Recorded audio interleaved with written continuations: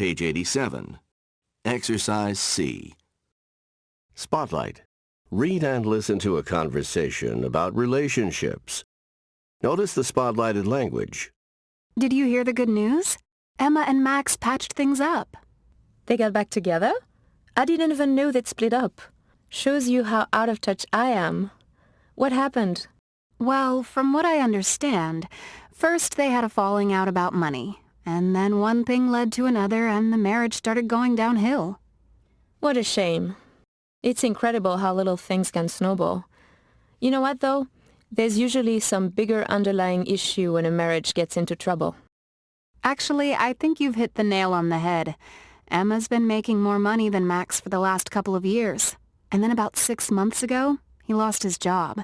So they figured it would be economical for him to be a stay-at-home dad. I mean, why pay a babysitter? Makes sense.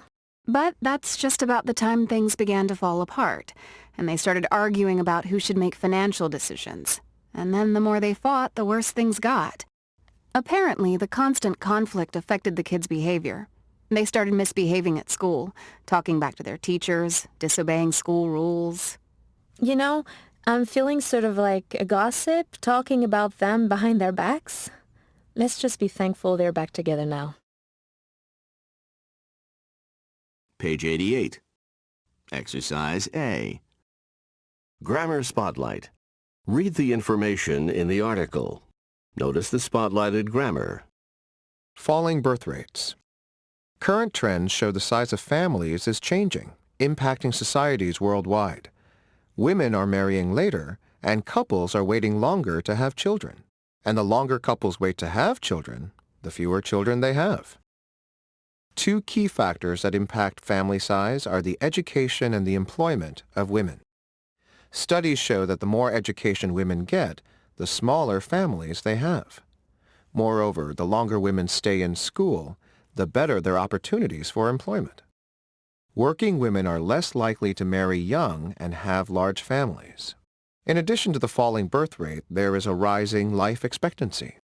With people living longer and longer, families are going to have to face the challenges posed by an aging population.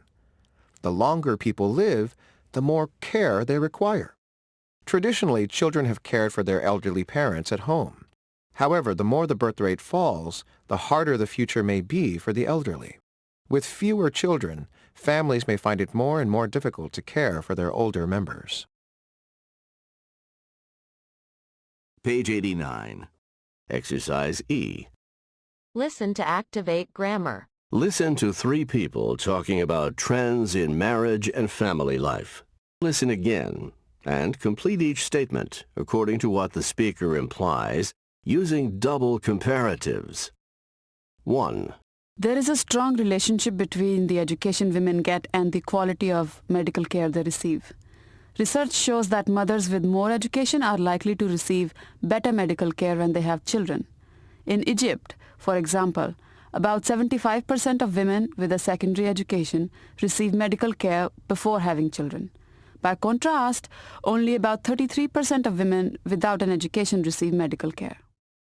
2. In Japan, the average age that men get married is 28, and for women, it's around 26. Compared to other countries in the world, Japanese men and women seem to be getting married at a later age. According to a government study, the main reason Japanese marry at an older age is that they date each other longer. The study shows that, over the past 15 years, the gap between a couple's first date and the time they get married has increased from 2 to 3 years. 3. New studies show a direct relationship between the number of years one stays in school and life expectancy. Worldwide, for every year beyond the age of 16 that students stay in school, they live an average of 2 additional years. According to a new United Nations report, this is compelling evidence for compulsory education past middle school. Page 90. Exercise A. Vocabulary. Describing parent and teen behavior. Read and listen. Parents can sometimes be Too strict. Too lenient. Overprotective. Teenagers can sometimes be rebellious, spoiled, disrespectful. Page 91. Exercise C. The conversations about parent and teen behavior.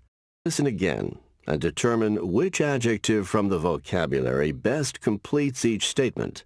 Conversation 1. I believe in setting limits. When kids break the rules, you punish them immediately. No excuses. No ifs, ands, or buts about it. I think that's a little harsh, Stan. Sometimes there are reasons for breaking the rules. I think you have to take this on a case-by-case basis. Conversation 2. Aunt Jane, don't you think it's only fair for my parents to buy me a new computer? I mean, my friends' parents love their kids enough to get them whatever they want, so why shouldn't mine? Jason, you already have a pretty decent computer. Don't be so selfish. Conversation 3. I'm not overly concerned about my kids. I think they can be trusted to behave without my watching over them all the time like a mother hen. Kids should be allowed to make their own decisions. What's the point in worrying? They'll figure it out as they go along. Well, that's not how I see it. You need to be watching your kids all the time or they'll just get themselves into trouble. Conversation 4. That boyfriend of yours is a troublemaker. Why do you think that? Because he's always in trouble at school. That's why. Why don't you have any respect for my friends? What do you know anyway? Just because you're an adult doesn't mean you know everything. Young lady, I don't like that tone of voice. You're grounded. No movies or trips to the mall for 2 weeks. Conversation 5. I'm so worried about my daughter. Uh-oh, what's going on? Well, she wants to learn how to drive. Oh, yeah? How old is she? 19. Then what's the problem? Oh, I don't know. What does she need to drive for? I mean, what if she gets in an accident? But she's 19. Don't you think she's old enough to start learning how to take care of herself? Like driving herself to work or going shopping? I'm just not comfortable with it. I could drive her anywhere she needs to go. You know, you have to let your kids be adults at some point. Conversation 6. Want to go to the late show? There's a cool movie tonight. Ryan, don't you have to be home by 11 on school nights? Yeah, but I'm sick and tired of being told what to do. I'm not a kid anymore. I'm almost 16. I'll go home when I feel like it. Well, I have an 11 o'clock curfew too, and I'm going home. What are you trying to prove? Your parents aren't so strict. Page 91. Exercise A. Conversation Spotlight. Read and listen. Notice the spotlighted conversation strategies. What do you think parents should do if their teenage kids start smoking? Well, I'm sorry to say there's not much they can do. Why's that? Well, teenagers are out of the house most of the day, so parents can't control everything they do. I suppose, but they can ground them if they don't shape up. I'm sorry to say. I hate to say it, but To tell you the truth, unfortunately, the sad fact is, Page 92. Page 92. Listening warm-up. Word study. Transforming verbs and adjectives into nouns. Listen and repeat. Expect, expectation. Explain. Explanation. Frustrate, frustration. Permit. Permission. Develop, development. Involve. Involvement. Courteous, courtesy. Difficult. Difficulty. Responsible, responsibility. Reliable. Reliability. Capable, capability. Dependable. Dependability. Disabled, disability. Fair. Fairness. Rebellious, rebelliousness. Selfish. Selfishness. Strict, strictness. Generous. Generosity. Mature, maturity. Mobile. Mobility. Secure, security. Productive. Productivity. Important, importance. Significant. Significance. Independent, independence. Lenient, lenience. Obedient, obedience. Page 92. Exercise A. Listen and practice. 1. Important, unimportant, importance, importantly. 2. Obedient, obedience, disobedience, obediently. 3. Happy, unhappy, happiness, happily. Pronunciation booster. Exercise B. Listen and practice. 1. Educate, education. 2. Photograph, photographic. 3. Dependable, dependability. 4. Politics, political. 5. Music, musician. 1. Familiarity, 2. Emotionally, 3. regulation. 4. appreciatively.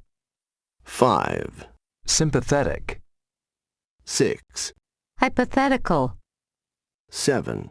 beautify. 8. historical. 9. Materialistic, 10. Politician, Now practice reading each word aloud and listen to check. Exercise D. Listen and practice. 1. rebel, rebel. 2. protest, protest. 3. Present, present. 4. Object, object. 5. Progress, progress. 6. Conduct, conduct. 7. Conflict, conflict. 8. Contrast, contrast. 9. Convert, convert. 10. Permit, permit. 11. Record, record. 12. Survey, survey. 13. Suspect, suspect. Exercise E. Circle the syllable you think will be stressed in each blue word. 1. A summer fishing permit permits you to fish all you want. 2. The protest was organized to protest government spending. 3. All the employees were surveyed, so the results of the survey would be useful. 4. The contrast between them now is not great compared to how much they contrast at other times of the year. 5. We strongly object to the decision to sell art objects outside the museum. Now practice reading each sentence aloud, paying attention to words that are both nouns and verbs. Listen to check. Page 92. Exercise C. Listen for supporting information. Listen to part 1 of a man's description of the generation gap in his family. Then answer the questions. Exercise D. Listen for details. Listen to part 1 again. Then complete each statement. Part 1. My name is Rimas Vilkas, and I come from Vilnius, the capital city of Lithuania. I live in Chicago now, but I grew up in Vilnius in the 80s and 90s in an apartment with my immediate family, my sister, my mother, and my father, and of course me. My parents, however, didn't grow up in Vilnius. They grew up in a small village in the east. Both my parents came from very large families, and they both lived with their extended families when they were growing up. At that time, it was the common expectation that 3 generations would live together in a house: children, parents, and grandparents. My mother said that everyone, her 7 brothers and sisters, her parents, and her grandparents, all ate dinner together every night of the week. This kind of togetherness was pretty different from the way my family grew up. When I was growing up, my sister and I usually ate with our parents. But sometimes when they had to work, we didn't. We'd have to eat by ourselves. This may be why my father says that families were closer back then. He says there was more parental involvement in teenagers' lives. My dad thinks that closeness is the reason why teenagers had fewer problems. He says it was rare for a teenager to be a troublemaker at school. He thinks rebelliousness and disrespect are more modern teen problems. In his day, he says, that kind of disobedience would have been highly unusual. Page 93. Exercise E. Listen to compare and contrast. Now listen to Part 2. Listen again and complete the chart by describing the differences between the two generations. Compare charts with a partner. Part 2. A lot of other things were different when my parents were growing up. Lithuania was still a part of the Soviet Union, and life was very limited in some ways. My parents dealt with a lot of difficulties. Back then, they didn't have as many choices, for things like what direction your career would take, or traveling abroad. Not so many opportunities. And it was very rare that someone would move away and live somewhere else. Because of that, when my parents were teenagers, they really didn't know much about life outside the Soviet Union, at least firsthand. Most people got married at about the same age and had children shortly afterward. And they usually had one job for their whole life.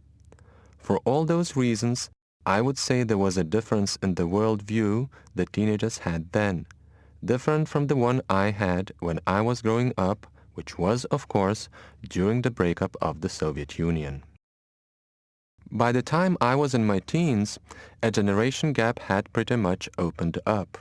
Teenagers began to develop different tastes in music, the way they dressed. It's not surprising when you think about it. A lot of the food Lithuanians eat now, a lot of the movies they watch, even some of the fashions come from Western Europe or the US. Before, in my parents' generation, it used to be a big deal if somebody left their small village and moved to Vilnius. But today a lot of my friends have moved away from Lithuania altogether. I have friends living all over Europe, some in the States, and even a friend in New Zealand. That was almost unheard of for my parents' generation. My parents can't understand that kind of independence, why anyone would want to move so far away. So mobility is a huge difference. So some of the changes I'm describing shouldn't be too surprising. Young people are leaving home earlier, they're more likely to move far away, marry later, and choose a career instead of having children right away.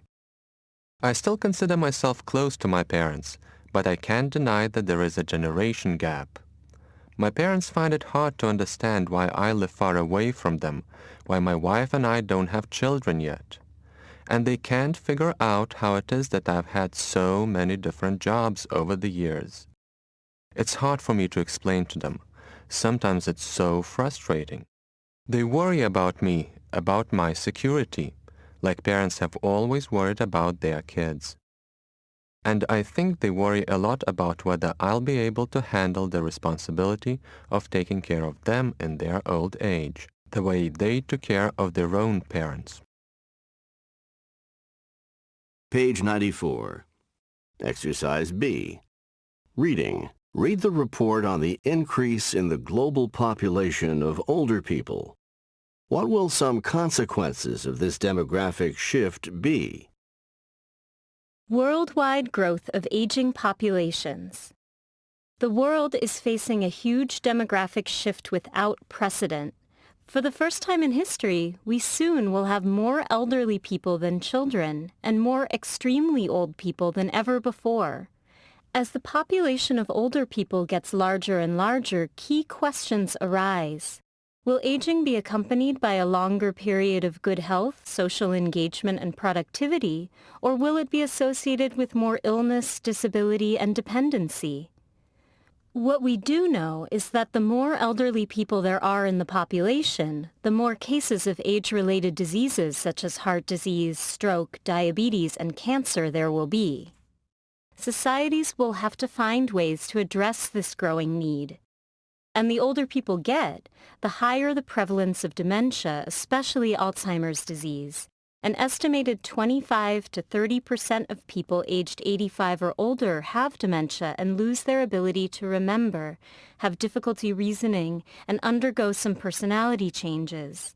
Unless new and more effective ways to treat or prevent Alzheimer's disease are found, cases are expected to rise dramatically with the increased aging of the population worldwide.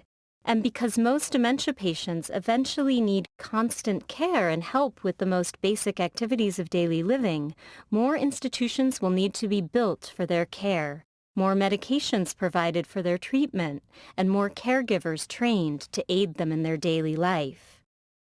What are some of the other social and economic consequences of this demographic shift?